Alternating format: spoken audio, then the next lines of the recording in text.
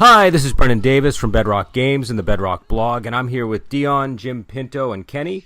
And today we're going to be talking about The Man from Nowhere. This is a 2010 film, and this is part of our Wuxia Weekend International Month, where we're looking at movies from different parts of the world. And this one is a Korean film. It stars Won Bin, is that correct? And is directed by Lee Jeong Byom. I don't know if I'm pronouncing that correctly. But I don't know the best way to describe this plot, but it kind of reminded me a little bit of The Professional, to an extent, but a lot darker, I think, like way darker. And it also had elements of Taken to it, I thought. And it was just a really intense action drama, with a very distinct fight choreography, I thought. So this was Dion's recommendation. So Dion, do you want to give us a basic rundown of things, or do you want to just go right into our reactions to the movie? Well, the basics are there's this man who's kind of a loner, and he befriends doesn't really befriend her, but a little girl comes into his life, and she gets kidnapped, and he is on the hunt for who took her, and he wants to get her back safe. But there's a whole bunch of backstory to him that gets figured out through the course of the movie. And so I think what I'm going to do is I'm going to go, Dion, because it was your recommendation, I'll have you go last. And Okay. we'll give our reactions. We'll go Kenny, Jim, me, and Dion. Sure thing. No, I really enjoyed the movie. I know that people on the internet call this movie it's a Korean John Wick. And really, it should probably be the other way around, but Yeah, because didn't John Wick came out after this, didn't it? yeah, and I feel like John Wick was probably heavily inspired in some way by this movie, but I don't know. It's probably a pretty generic sort of theme of where you have a ex-badass who just wants a quiet life, or suffering from past trauma, and then suddenly is brought back into action against their will, basically, right? Mm-hmm. I really enjoyed the movie. It was pretty dark, and it's quite long as well. But I feel like the length of the movie actually was really good because it helped set up a lot of the emotional ties and helped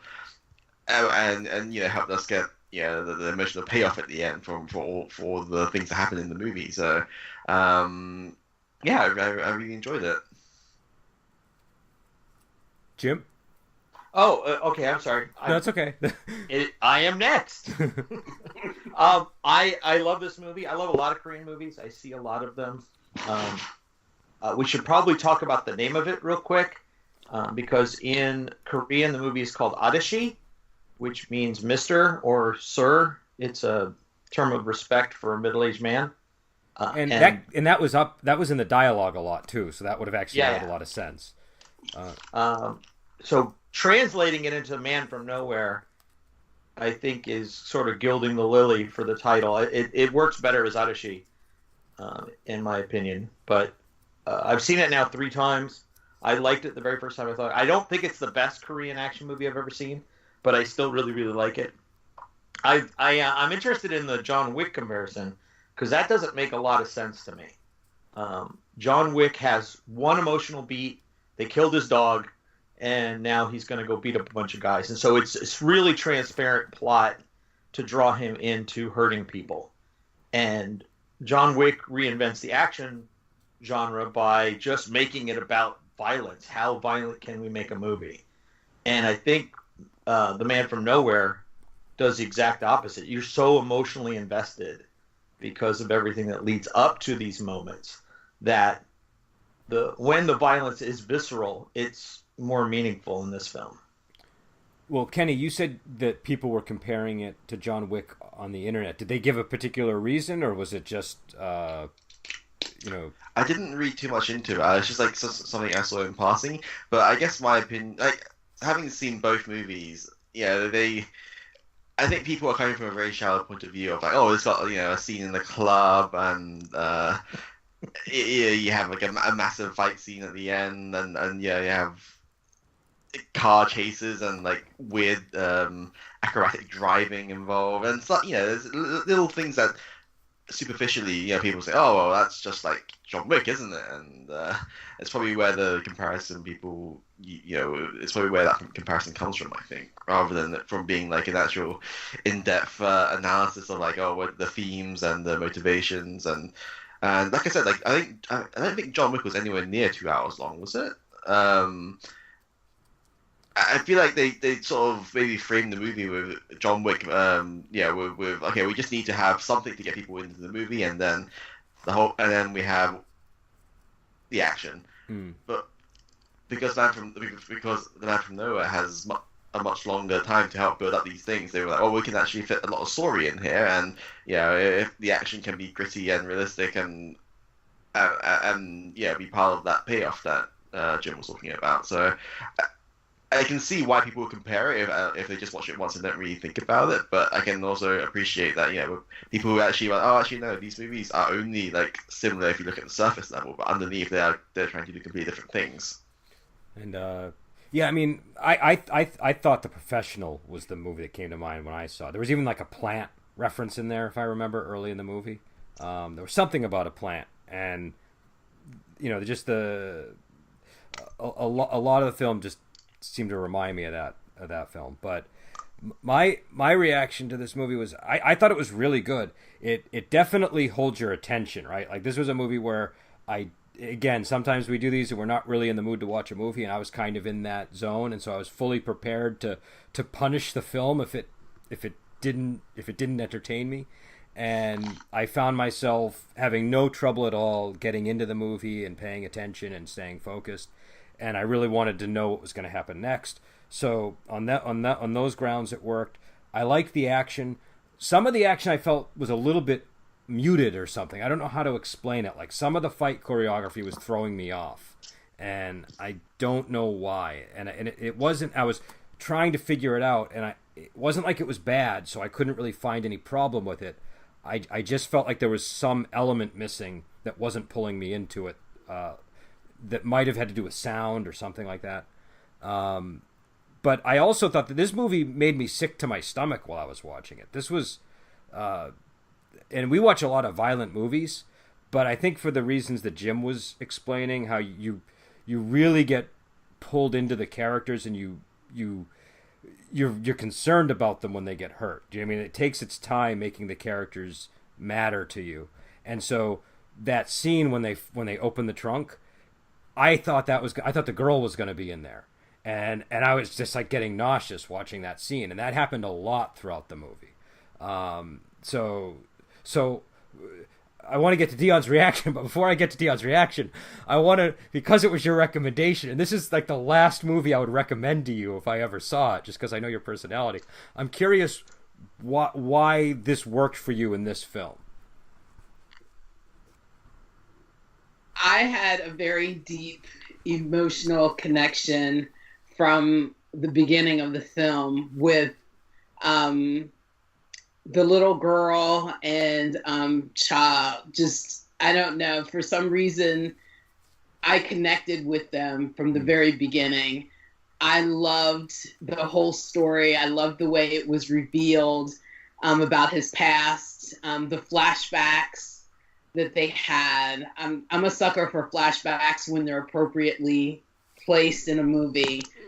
I just was so connected, and I found myself crying throughout the movie. And I'm a very emotional person, and if it can satisfy me emotionally, then I'm going to be very pleased with the movie, and I'm very satisfied with the way it was. And I like thrillers, in that I like being on the edge of my seat, and I like being invested. But it was pretty violent for me, but the violence worked because of the kind of characters that were in the movie, and the whole business that Cha was in to begin with. You knew it was going to be pretty violent. Yeah. What did anybody else like? Does anybody else have any thoughts on the violence level, or the just the nature of the violence in this movie? Is it bad that I didn't really think it was like violent per se? Like it was just showing a lot more detail than most other films would, right? I mean, I think maybe it's not that it was violent in like the action scenes weren't what bothered me. It was what they were doing to regular people in the like the what happens to her mother. Do you know what I mean? That was like I thought that was really horrifying. And what what they're doing to the children in this movie, that they're going to harvest her eyes. Do you know what I mean? And just and it's not like, a lot of movies will throw in the peril of a child as like an easy way to get you to feel something.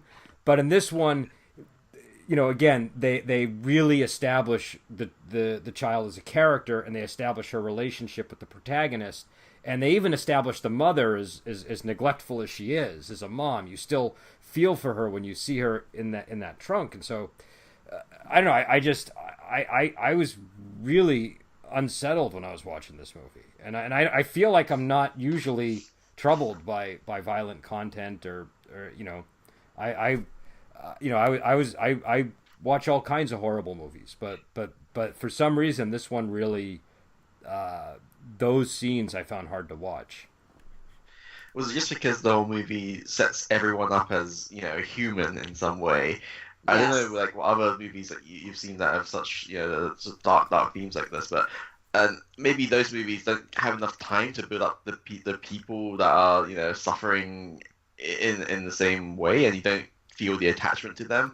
Like here, kids are easy to get attached to. You don't really want to. No one wants to see a child get hurt, right? Mm-hmm. But even like the mother and the pimp? Like they were like people who were just trying to make a living one way or another, and they had their lives, they had their problems going on, and seeing them like being subject to tortures and brutal murders, it strikes a different chord, I think, than from like just being shown these things happening to unrelated people who you've not really. Yeah. I think that's part of it. I think also it felt real the way they did it. Do you know what I mean? Like I bought the trunk scene I bought. Do you know what I mean? Like a lot of movies, a scene like that happens and you don't buy it. It doesn't feel real. Do you know what I mean? Like mm-hmm. And I know nothing about organ harvesting. I have no idea if that was accurate, but it just looked real to me. And so yeah, I think maybe that these were real human beings, that everything just felt believable. Even when they were doing some of the more extreme action, there was still kind of a grounding in reality.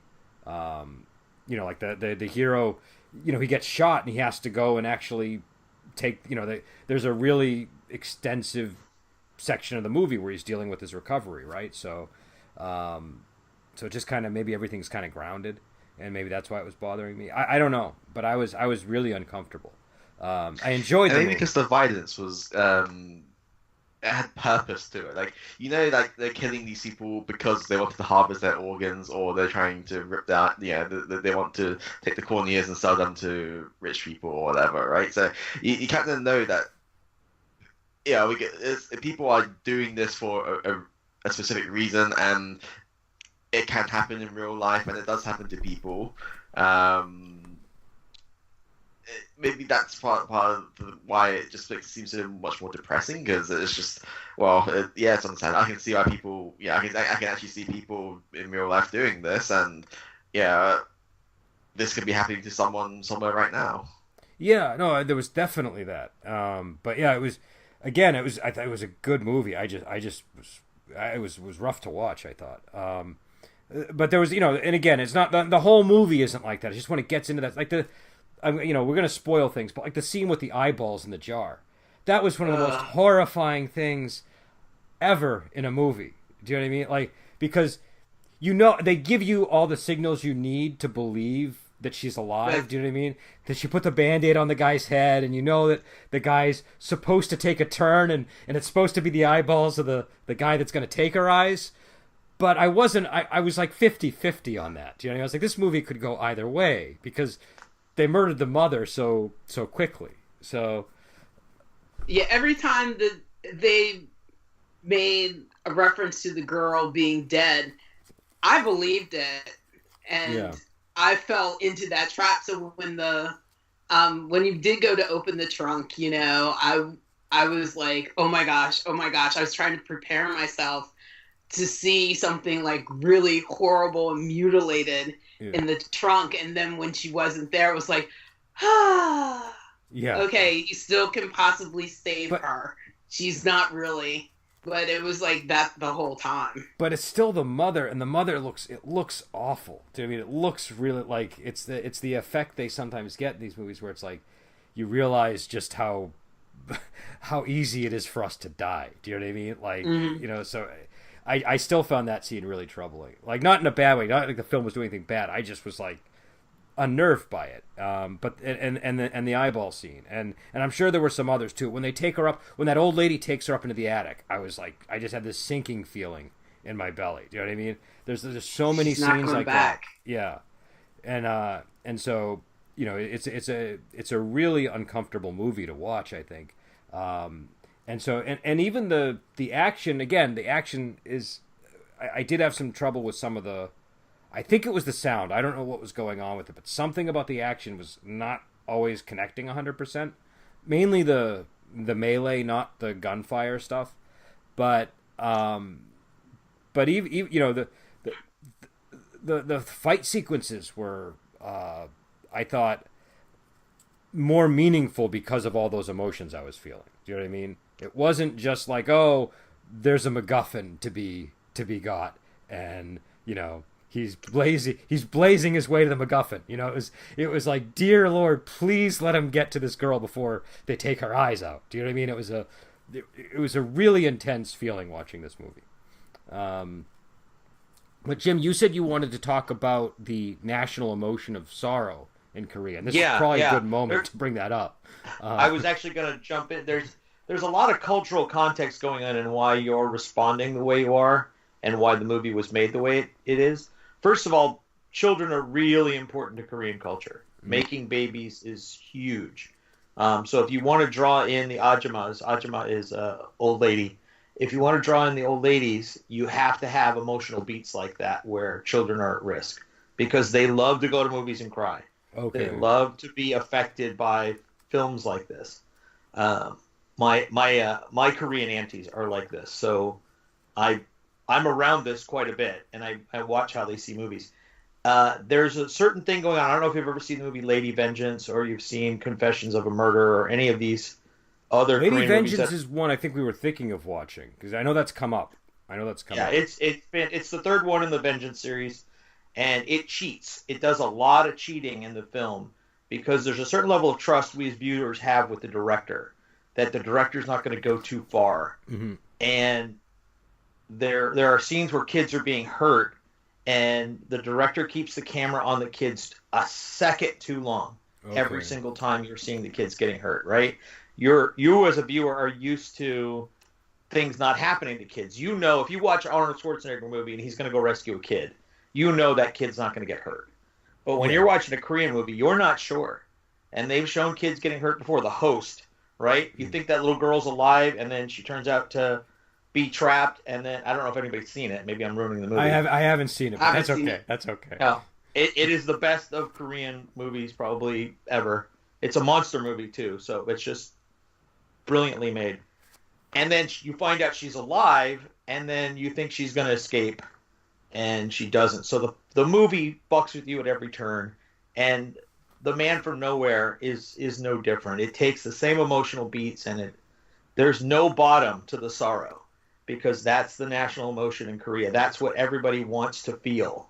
They want to feel the sorrow because it's part of what is known as Han, this concept of Han, where life is misery anyway. So let us embrace this sadness.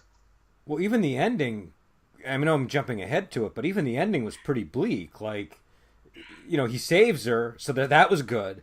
But then, you know, you sort of expect them to like, you know, like, oh, he clearly like needs a daughter and she clearly needs a father, so they'll be like, you know, like he'll adopt her or something.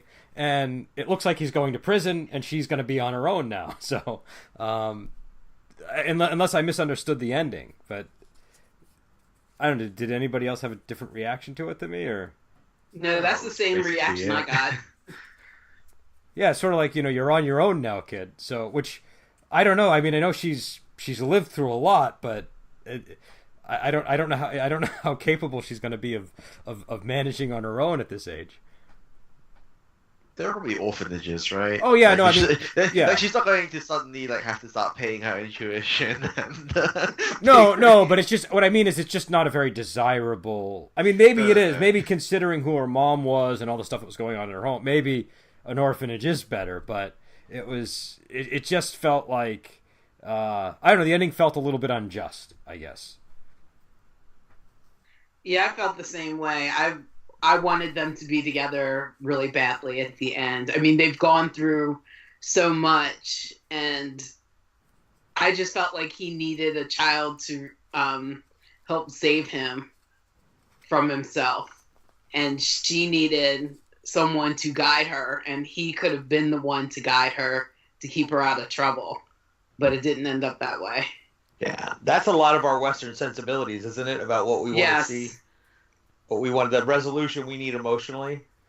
No, and that's something that comes up in the wuxia movies a lot, where like a lot of times it can go either way. The good guy can die or the good guy can live, and it's one of the good things about movies like this. I don't think it's a bad ending. I just think it's a sad ending. Do you know what I mean? It's right. I think if they had ended it happy, it probably would have been a weaker movie. Because it's sort of like you were saying, like this is a movie that's meant to affect you, and that end scene does affect you. You do feel the emotional, sort of the sadness and all of the bittersweet emotion that the hero is experiencing, and that the little girl is experiencing, and so it's just kind of it's just not. It's a somewhat realistic ending actually. Like if you go on a killing spree, no matter how justified, they're not going to let you off the hook. So it's the ending is again probably a little more grounded in reality. So they have a death penalty in Korea? I don't know. I was kind of curious about Korean law as we were watching this because I didn't know at what points he was really crossing the line and at what points he wasn't. I mean, if we just look at the police, like the depiction of police in this movie, they're basically thugs. Like in a lot of sort of these Asian movies involving gangsters and cops, like the cops are just as like they're basically brutes, just like the gangsters, just the one that's supported by the government, right? So, yeah, they were just like really based on that. In the beginning scene where the cops are walking up to what was that smiling guy? The cop who's always like got a smirk on his face. He walks up and just like throws a glass bottle at the big mafia guy's head. Yeah. Like that's not like what you would expect, a cop to do, and it just seems like a normal day-to-day routine for them, like baseball bats and. That was the guy that like took the potted plant and it was like just fighting them with the plant, right? Yeah. Yeah, I don't know. I enjoyed that scene, but what did you guys think of the bad guys in this movie? Like the criminal mastermind that kind of, he gets set up, and the hero's kind of involved in all that, but also the two main bad guys who are involved in the organ harvesting.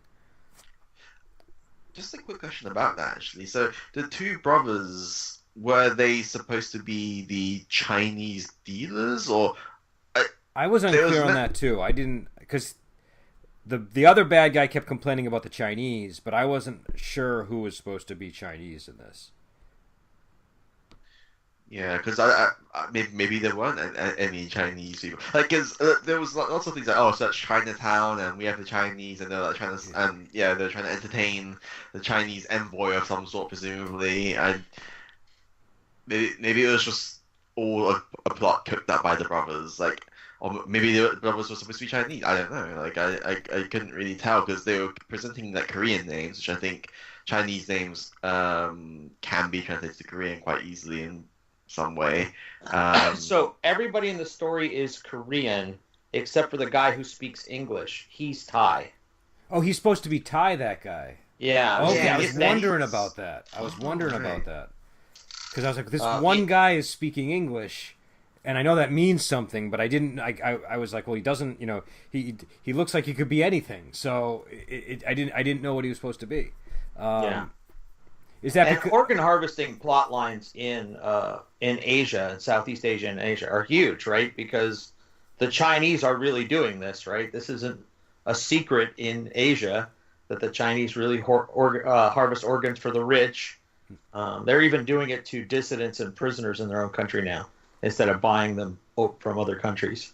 Well, and I've seen organ harvesting movies, but something about the way this one was done, I just found it more alarming to watch. Do you know what I mean? Like, it was unrepentant about it. I'll agree with you there. It was tough to look at.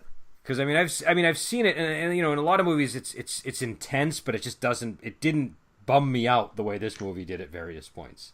You know, I was genuinely bummed at different junctures in this movie over the organ harvesting, and so, but yeah, I like the bad guy that had all the designer clothes. I don't know why that the brother that was wearing the Dolce and Gabbana, and he was worried when the blood got splattered on it. And he was kind of whiny too. Do you know what I mean? He was kind of he had a distinct look, and he was very whiny, and he complained a lot. And the other brother seemed a little more manly and kind of relaxed. Do you know what I mean? Until he flew off the handle at the end.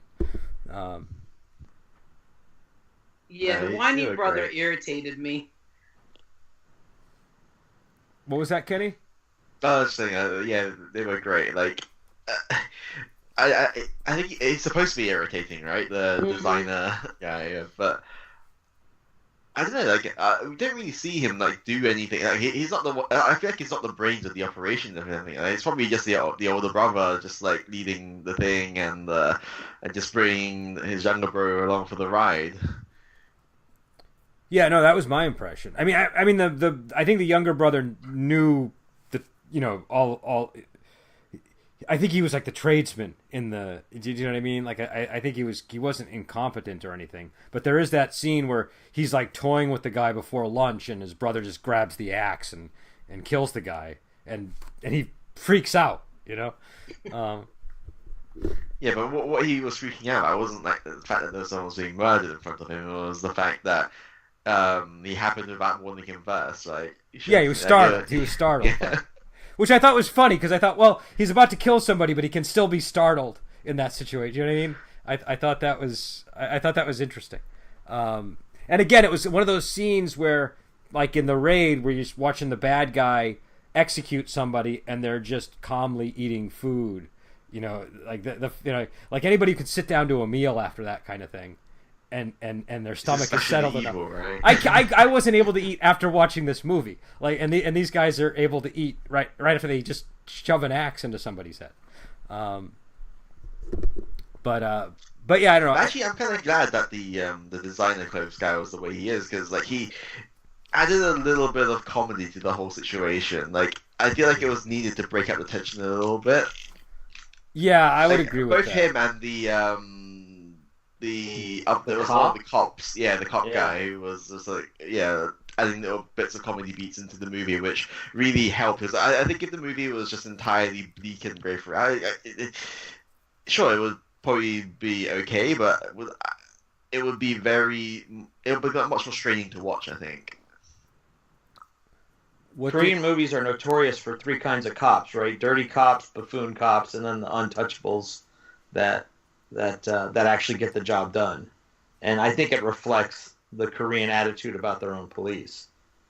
They're not really big fans. And they do have the death penalty, by the way. Oh, they do have the death penalty. Okay. Yeah, it's hanging. Okay. I know. So is it likely that Cha will end up getting the death penalty after he killed I don't know, I lost count about 20 in. How many people did he kill? Odyssey? Or the bad guys? Ajushi. Oh, I don't think he'd get the death penalty if he's former Army intelligence, right? He'd probably get exonerated and returned back to the military. Okay.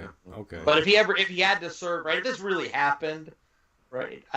This would be a tough one, because the people that get the death penalty, and it's not often, are people that do really heinous stuff, like mass rape and mass murder. Okay. Those are the kind of guys that get. They haven't done it since 2010 or something. It's been a while. It's been a while. Yeah, so I mean, we kill more people here than. Yeah, we clearly do. It takes extreme measures there for it to happen. I know And they have that's really sort of strict drug laws, though, right? Like marijuana is hugely illegal there, I think. Most drugs are, yeah, but I mean, if you're connected to the right family and everything else. I Those, know in those, Vietnam, those sorts of things can get wiped away if you know the right people. yeah. The Samsung family is so powerful in Korea; they can do anything. For instance, Well, I recognize the name, so. the Samsung isn't actually the family name that runs Samsung. I Oh, don't it's know not. So there's no connection to. Okay. That's But, kind of disappointing, but. I think Samsung was a combination of two words that they put together to make the company. Okay. But the family that runs it is the Jeong family or something like that. I don't know how to pronounce it. Okay. What did you guys think of the? I know I've complained a little bit about it, but I did like it. What did you guys think of the action choreography and the fight scenes in this film? The final mass fight scene in the bath area. Is that bath area or pond? Not really. It almost looked like a Roman foyer. That room. I Not don't really know what sure it was. what that was, but that I thought that fight scene was really cool. Like, I like the sort of little flourish, like the little things that he was doing. Like he was, slicing the wrist of the guy as he was dragging him away, and making sure like he was. You could tell like he was. Well, the choreography had sort of lethal. I don't know, like it was all very well put together to sort of imply that the main character is very well versed at killing. But I think other than that, like there was the fight scene with the Thai guy in the toilets, right? Kind of. It was more like a little brief shootout, but I thought that was a cool scene because the way things played out, like where he kills the woman in the stall, and you kind of think it's him at first, like little things like that. I thought were interesting. I thought that the whole relationship between him and the Thai guy was kind of cool. It reminded me, a little bit again of the Raid, where there was that guy who really wanted to have the one-on-one duels. I felt like it was kind of like that guy to an extent. I thought so too. Yeah, there was that mutual respect. Full respect. Yeah. And he was the first one to kind of be like, "Oh wait, he didn't flinch when I shot the guy," and he kind of had more of a sense of how dangerous this person was before anybody the else. power levels. Yeah. He got the tells. He's a. But yeah, I liked. I mean, obviously, it's like a really, it's something that happens in all these movies. Even going to films like Commando, where there's a guy who's trained in all these lethal arts, and he can murder people with ease. I liked the way that they depicted it. It felt like, they always have to make a choice of how they're going to cobble together their special forces super killer using various arts and training methods, and it has to be something that is going to pass the smell test of the current era. And this film was made in 2010, but I felt it still kind of held up. And sometimes I'll watch movies from 10 years ago, and the choreography of those kinds of scenes for that kind of character won't hold up for me. But this one, I thought it all looked really, really nice. Dion, what did you think of the action sequences? I love the action sequences. Won Bin is a black belt. Was he a black belt in? Do we know? I think it's. Hold on, let me check. According to the movie, everything. I mean, he's Korean, right? So is it like Taekwondo or Hapkido? Yeah, Taekwondo. Okay. It's Taekwondo. He's a black belt. And you could tell he really knew his stuff, and he wasn't just going through the motions, or he had to really learn everything. I know that with action movies, you learn how to move so that you don't hurt other people. But he was a real professional, and I loved the scene that Kenny was talking about, the final scene. I thought that was excellent. Yeah, I quite like that one too. Jim, what did you think of the action scenes? I really dug it. Like I said earlier, it's a visceral movie, so I think the fighting matches the tone of the film. Mm-hmm. if you see Confessions of a Murder, a lot of it is so over the top and ridiculous, but in a fun way. You see things you've never seen before. There's a whole gurney chase scene in Confessions of Murder you got to see. It's unreal. But this was... What's the name of the movie? Confessions of Murder? Enough. What's that? The name of the movie is Confessions of Murder? Yeah. Okay, I'm gonna try to remember that one. It's got an opening fight scene you've never seen before, and then it's got a gurney chase scene in the middle. It's hilarious. But this is really grounded in a lot of ways. When he finally turns on and he starts killing people. I mean, it's obviously choreographed and it's obviously unrealistic, but the tone and feeling is grounded, and that's a hard combination of things to do. Yeah, because he's superhuman. He's he's doing things that no person could really do. But it's like believable. You know, it feels real and grounded, like you're saying. And I love a more grounded approach to action. I love watching John Wick, but I don't walk away thinking, "Oh wow, that really changed my life." When I see a grounded fight scene, that sticks with me for a long time. And this movie stuck with me because of all the emotional beats. And I talked about the fight choreography earlier. I liked it. There was something going on with the sound that I couldn't pinpoint. That was just, it's like my engagement with it kept dropping when he would strike somebody and the sound wasn't the sound I was expecting. Do you know what I mean?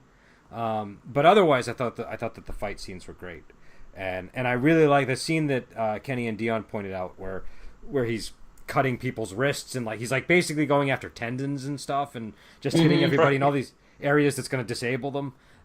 That was a really cool scene, and it was also at the pinnacle of the emotional weight of the movie because that's the scene with the eyeballs, right? That's where he gets the container with the 2 eyeballs in them, and he believes that they're the eyeballs of the little girl, and it's like the last kid whose eyeballs you want to see, removed in that way. It's just right. Not that you want to see any child's eyeballs removed, but this kid was but if you had to pick a kid's you had to pick a kid, this would be the last kid that you would pick.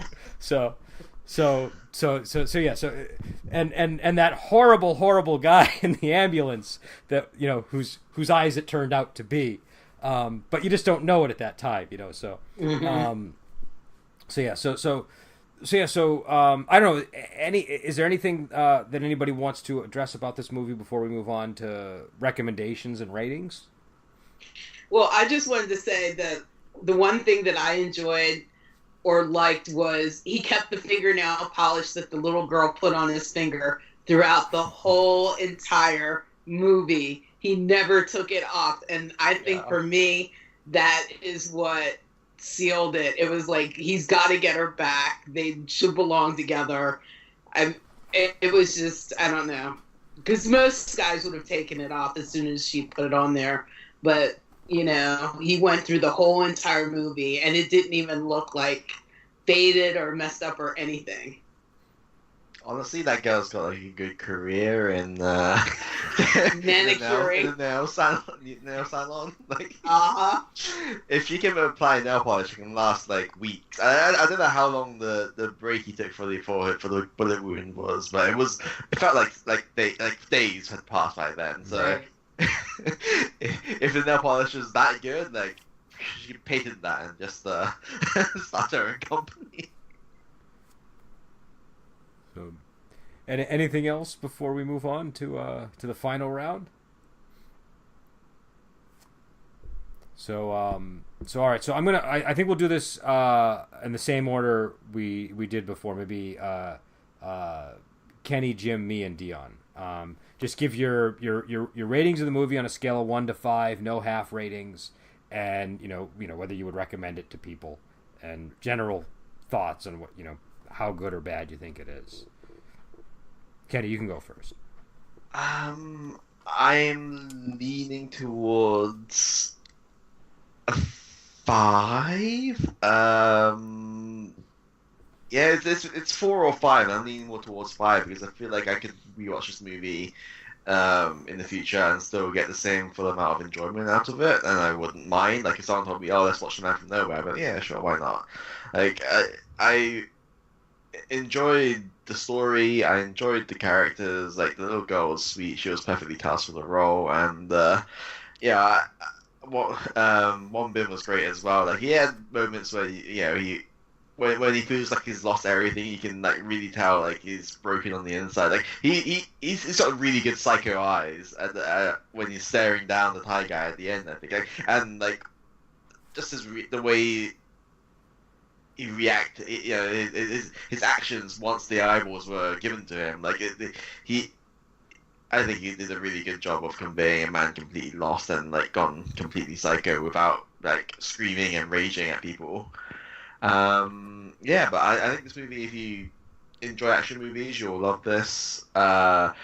It is quite a long movie, but I think it's needed for the build up and so that you can get the full payoff at the end. So definitely give it a chance if you have an opportunity to watch it. Jim, how about you? Oh, go ahead. Yeah, I highly recommend this film. I would. I've seen so many Korean movies, I can't give this a 5, but I can easily give it a 4.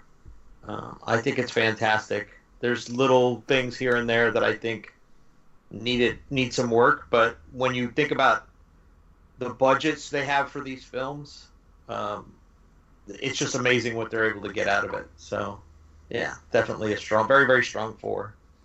And I haven't seen that many Korean movies, so the only one that leaps to mind is The Villainous, which I would probably have given a 5.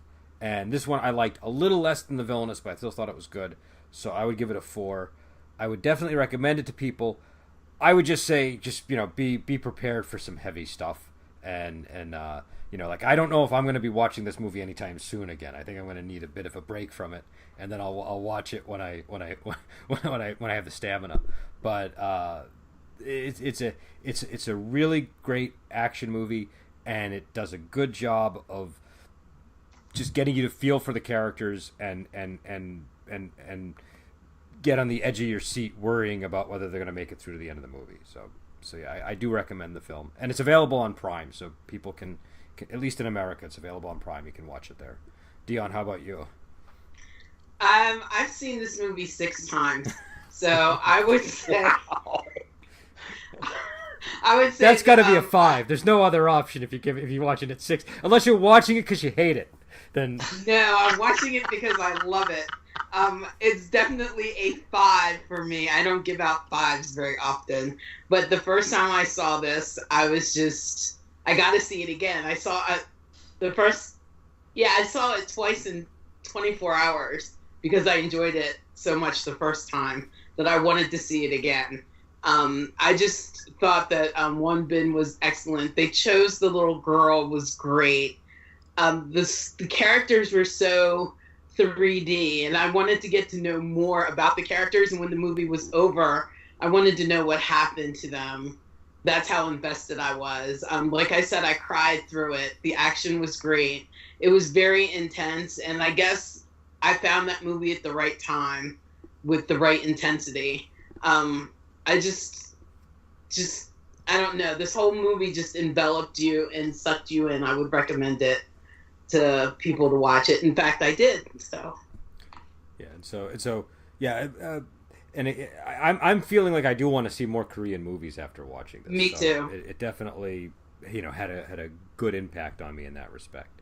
And next week we'll be back on. I don't think we know yet what movie we're going to be talking about, so we'll determine that and we'll announce it sometime during the week. I do know that on Wuxia Workshop we're going to be talking about Zodiac Fighters, which I'm really looking forward to. And I know we have other stuff coming down the pike. And also we have a Patreon page, and so people can follow the link in the description below, and there are different reward levels. It just helps us get all of the material we need to watch movies and stuff like that. So we'll be back on next week, and until then, we will talk to you later.